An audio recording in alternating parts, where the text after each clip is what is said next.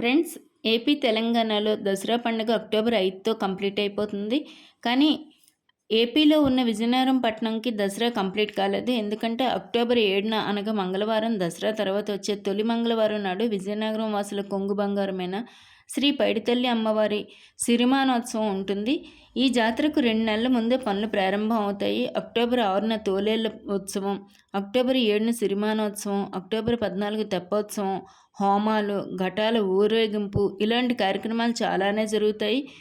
ఈ సిరిమాను చెక్కుతుండగా ప్రజలు పసుపు చల్లి మొక్కులు తీర్చుకుంటారు. సుమారు 60 అడుగుల పొడవు గల సిరిమాను చివర పూజారి కూర్చున్న తర్వాత లైట్ స్తంభం నుంచి కోట వరకు 3 సార్లు తిరుగుతున్నారు.